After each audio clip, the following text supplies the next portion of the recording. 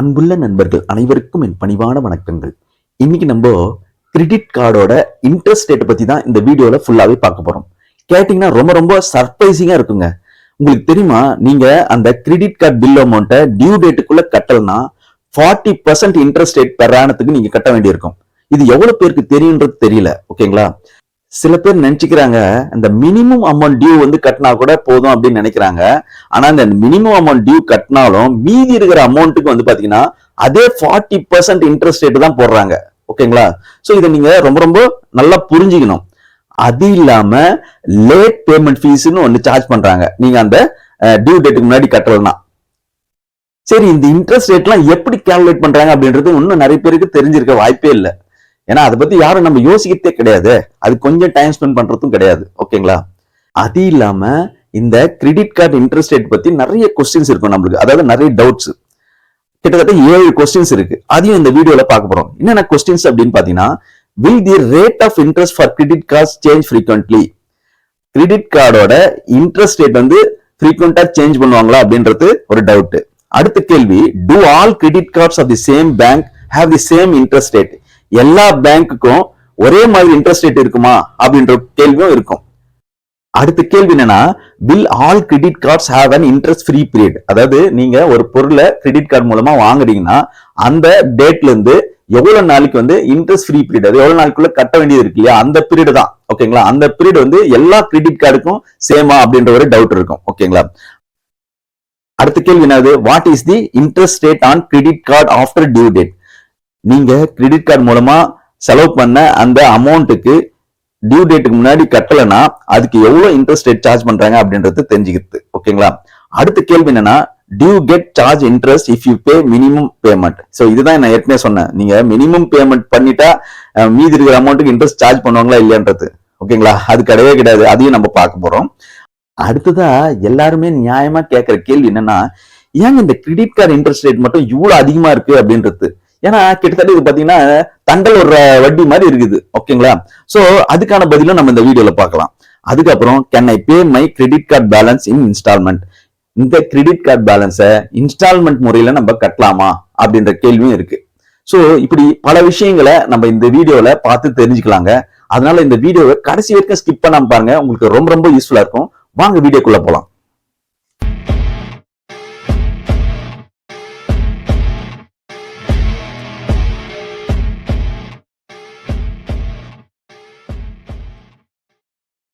First நம்ம இந்த credit card interest ரேட்னா என்ன அப்படின்றத பார்க்கலாம்.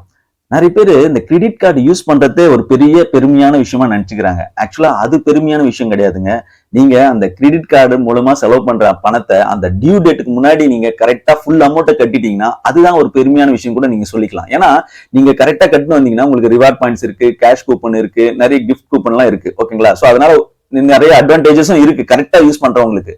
ஆனா நீங்க யூஸ் பண்ணாம ஒட்டிட்டீங்கன்னா அதுக்கான இன்ட்ரெஸ்ட் ரேட் ஏற்கனவே சொன்ன மாதிரி 40% நீங்க கட்ட வேண்டியிருக்கும். அது நல்லா ஞாபகம் வச்சுங்க. அந்த இன்ட்ரெஸ்ட் ரேட்டை தான் இவங்க ஃபைனான்சியல் சார்ஜ் அப்படின்னு கூட சொல்றாங்க. ஓகேங்களா? சோ இது கரெக்டா கட்டுறவங்களுக்கு, அதாவது அந்த பில் டேட்டுக்கு முன்னாடி டியூ டேட், பில்லோட டியூ டேட்டுக்கு முன்னாடி மொத்த அமௌண்ட்டும் நீங்க கட்டிட்டீங்கன்னா அவங்களுக்கு எந்த இன்ட்ரெஸ்டும் சார்ஜ் ஆகாது. ஓகேங்களா? அது நல்லா ஞாபகம் வச்சுங்க. யாரு கட்டாம விடுறாங்களோ அவங்களுக்கு தான் இந்த சார்ஜஸ் எல்லாம் அப்ளிகபிள். அந்த சார்ஜஸ் எப்படின்றத நம்ம ஒன்னொன்னா பார்க்க போறோம். இப்போ உங்களுடைய கிரெடிட் கார்டு பில் அமௌண்ட் 5000 ரூபான்னு வச்சுங்களேன். நீங்க அந்த 5000த்திலே ஒரு பார்ஷியல் பேமெண்ட் தான் பண்றீங்க, அதாவது இல்லைன்னா மினிமம் அமௌண்ட் டியூன்னு போட்டிருப்பாங்க உங்க பில்லுல, அது மட்டும் கட்டுறீங்கன்னா கூட மீதி இருக்கிற அமௌண்ட் கண்டிப்பா சார்ஜ் போடுவாங்க. அது ஒவ்வொரு பேங்குக்கு ஏற்ற மாதிரி மாறுபடும். ஓகேங்களா? சோ அது அவங்களுடைய பாலிசியாவே இருக்கு அது. ஓகே, அடுத்ததா இந்த கிரெடிட் கார்டு இன்ட்ரெஸ்ட் எப்படி கால்குலேட் பண்ணணும் அப்படின்றதுக்கு ஒரு ஃபார்முலாவே இருக்குங்க. அதாவது number of days counted from the date of transaction into outstanding amount into interest rate per month into 12 months divided by 365. அதாவது டேட் ஆஃப் டிரான்சாக்ஷன், நீங்க என்னைக்கு அந்த பொருளை வாங்குறீங்களோ அந்த டேட் தான் கணக்கு. அந்த டேட்ல இருந்து எத்தனை நாள் நீங்க கட்டாம இருக்கிறீங்க, அதுதான் நம்பர் ஆஃப் டேஸ் கவுண்டட். ஓகேங்களா? இன்டு அவுட்ஸ்டாண்டிங் அமௌண்ட், எவ்வளவு அமௌண்ட் கட்ட வேண்டியது. ஓகேங்களா? அது வந்துடும். இன்டு இன்ட்ரெஸ்ட் ரேட் பெர் மந்த்துக்கு எவ்வளவு சார்ஜ் பண்றாங்க, இன்டு அது 12 மாசம் வச்சுக்கின்னு டிவைடட் பை 365 பெர் டேக்கு கால்குலேட் பண்ணுவாங்க. அடுத்ததா எல்லா பேங்க்லயும் ஒரே மாதிரி இன்ட்ரெஸ்ட் ரேட் சார்ஜ் பண்ண மாட்டாங்க. இப்ப டாப் ஒரு 7-8 பேங்க் எடுத்துக்கலாம் நம்ம. ஓகேங்களா? அதுல எந்த அளவுக்கு இன்ட்ரெஸ்ட் ரேட் வந்து சார்ஜ் பண்றாங்க அப்படின்றது பார்க்கலாம். இந்த இன்ட்ரெஸ்ட் ரேட்லயே வந்து பாத்தீங்கன்னா மந்த்லி பர்சன்டேஜ் ரேட் எம்பிஆர்னு ஒன்று சொல்லுவாங்க, இன்னொன்னு ஆனுவல் பர்சன்டேஜ் ரேட் ஏபிஆர்னு சொல்லுவாங்க. இதை நீங்க புதுசா கிரெடிட் கார்டு வாங்கும் போதோ இல்ல ஏற்கனவே வாங்கியிருந்தா கூட நீங்க நடுவில் கேட்டுக்கலாம், எவ்வளவு வந்து ஏபிஆர் ரேட், எவ்வளவு பர்சன்டேஜ் ரேட், இன்ட்ரெஸ்ட் ரேட் அப்படின்றது கேட்டு தெரிஞ்சுக்கிறதுல தப்பே கிடையாது. ஓகேங்களா, மந்த்லி பர்சன்டேஜ் ரேட் எவ்வளவுன்றதையும் கேட்டு தெரிஞ்சுங்க. ஓகேங்களா, சோ அப்படி பார்க்கும்போது ஹெச்டிஎஃப்சி பேங்க் பாத்தீங்கன்னா மந்த்லி பர்சன்டேஜ் ரேட் வந்து 3.4%. மந்த்லி 3னா ஒரு வருஷத்துக்கு எவ்வளவு வரும் பாத்துங்க, 40.8% வருது. ஸ்டேட் பேங்க் வந்து பாத்தீங்கன்னா அதுவும் வந்து அப் டு 3.5% தான் சார்ஜ் பண்றாங்க. இயர்லி வந்து பாத்தீங்கன்னா 42%. ஆக்சிஸ் பேங்க் 3.6 மந்த்லி, ஆனுவல் வந்து பாத்தீங்கன்னா 52.86. ஆக்சிஸ் பேங்க் எல்லாத்தோட அதிகமா இருக்கு. ஓகேங்களா, ஹெச்எஸ்பிசி பேங்க் அது வந்து கரெக்டா இன்னும் சொல்லல, நமக்கு அது தெரியல. ஓகேங்களா, அதையும் வந்து இதே ரேட்ல தான் இருக்கும் அநேகமா. ஓகேங்களா, அப்புறம் இண்டஸ் பேங்க் பாத்தீங்கன்னா 3.83%, இயர்லி வந்து பாத்தீங்கன்னா 46% சார்ஜ் பண்றாங்க. கோட்டாக் பாத்தீங்கன்னா 2.49% தான் சார்ஜ் பண்றாங்க மந்த்லி, ஆனா இயர்லி வந்து பாத்தீங்கன்னா 29.88 சார்ஜ் பண்றாங்க. ஓகேங்களா, சோ இதுதான் வந்து முக்கியமான பேங்க்ஸ் நீங்க தெரிஞ்சுக்க வேண்டியது. அடுத்ததா இந்த கிரெடிட் கார்டு இன்ட்ரெஸ்ட் ரேட் வந்து எப்படி கால்குலேட் பண்றாங்க அப்படின்றத பார்க்கலாம்.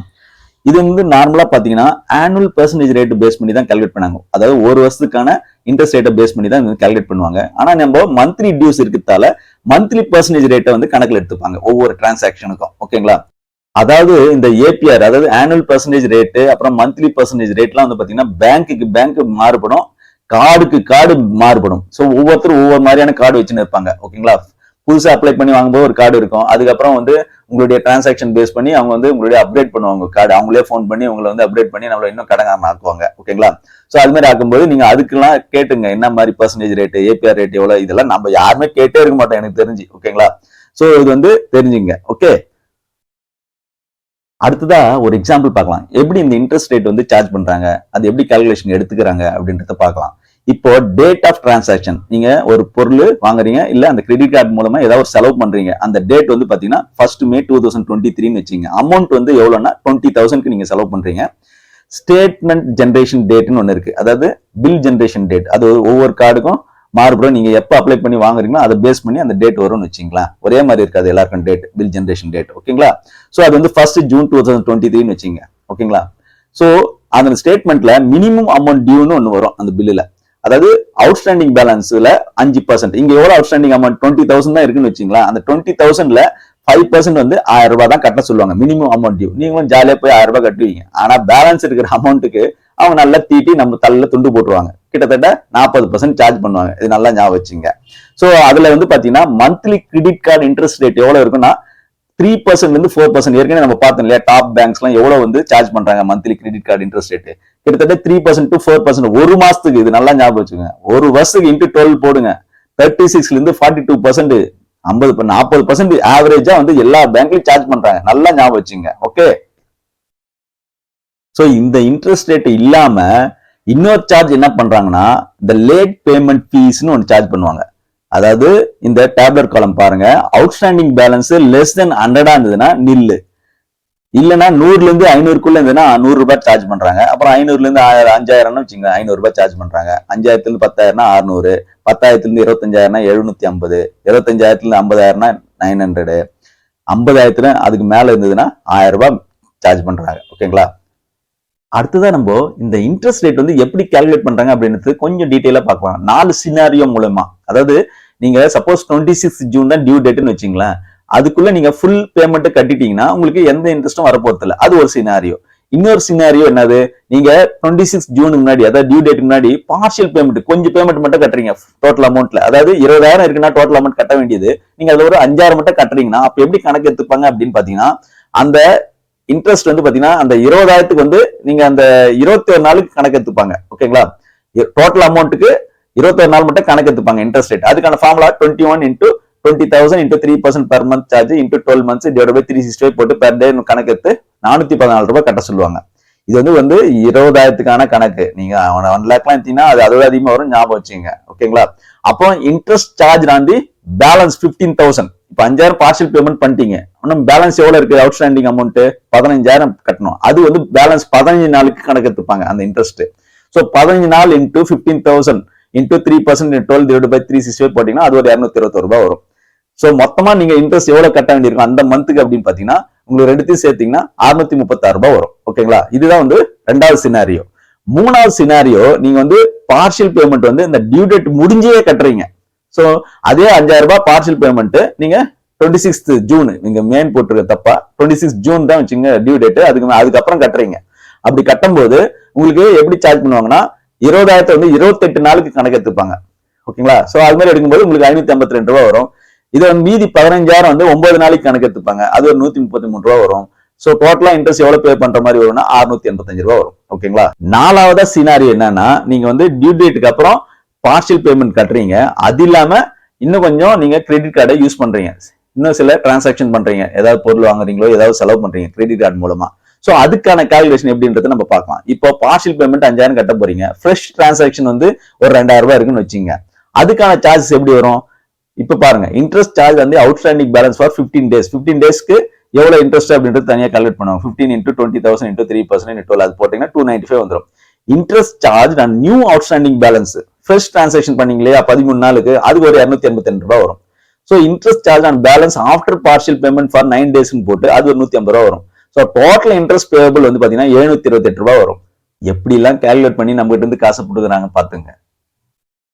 அடுத்ததா ஏற்கனவே சொன்ன மாதிரி நீங்க மினிமம் அமௌண்ட் டியூ டேட்டுக்கு முன்னாடி கட்டிட்டு இருந்தீங்கன்னா பேலன்ஸ் அமௌண்ட்டுக்கு நீங்க வந்து அந்த இன்ட்ரெஸ்ட் சார்ஜ் பண்ணுவாங்க. அது இல்லாம நீங்க ஏதாவது நியூவா டிரான்சாக்ஷன் பண்ணிருந்தீங்கன்னா கிரெடிட் கார்டு மூலமா அதுக்கப்புறம் அந்த டியூ டேட்டுக்கு அப்புறம் ஏதாவது வாங்கியிருந்தீங்கன்னா அதுக்கும் அந்த இன்ட்ரெஸ்ட் சார்ஜ் வந்து அப்ளிகபிள். ஓகேங்களா?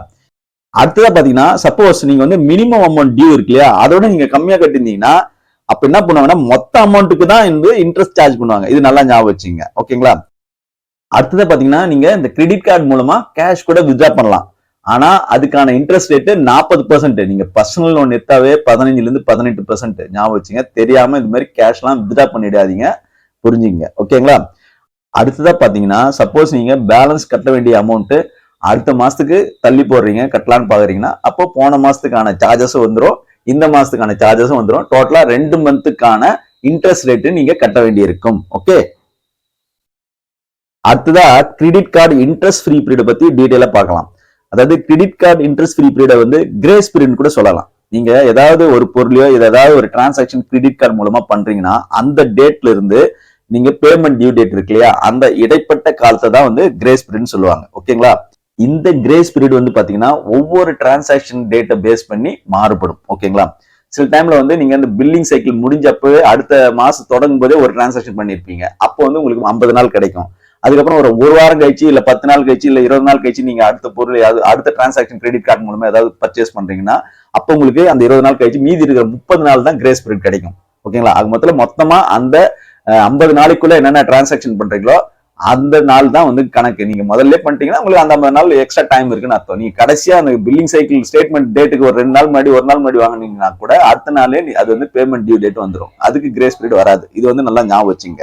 ஆக மொத்தத்துல நீங்க தெரிஞ்சுக்க வேண்டியது டியூ டேட்டுக்கு முன்னாடி நீங்க வந்து ஃபுல் பேமெண்ட்டை கட்டிட்டீங்கன்னா உங்களுக்கு எந்த இன்ட்ரெஸ்ட் சார்ஜும் வராது. ஓகே. அடுத்ததான் வந்து பாத்தீங்கன்னா இந்த கிரெடிட் கார்டு இன்ட்ரெஸ்ட் ரேட் இந்த டாபிக்ல நமக்கு காமனா வர டவுட்ஸ் இல்லைன்னா கொஸ்டின்ஸ் வந்து நம்மளுக்கு கிளியர் ஆயிடுச்சா அப்படின்றத இந்த கொஸ்டின் அண்ட் ஆன்சர் மூலமா நம்ம தெரிஞ்சுக்கலாம். ஓகேங்களா? ஃபர்ஸ்ட் கொஸ்டின் வந்து will the rate of interest for credit cards change frequently? The rate of interest for various credit cards may change at the discretion of the bank will the notice given by the bank. அதாவது credit கார்டோட interest rate வந்து பாத்தீங்கன்னா ஃப்ரீக்வெண்டா change ஆகுமான்னு கேட்டா change ஆகிறதுக்கான வாய்ப்புகள் இருக்கு. அப்படி சேஞ்ச் பண்ணாங்கன்னா அது பேங்கோட டிசிஷன் தான். அதுக்கான நோட்டீஸ் வந்து அவங்க கொடுத்துடணும் முதல்ல. ஓகேங்களா? இதுதான் வந்து ஃபர்ஸ்ட் டவுட் எல்லாருக்கும் வர்றது. ரெண்டாவது பாத்தீங்கன்னா do all credit cards of the same bank have the same interest rate?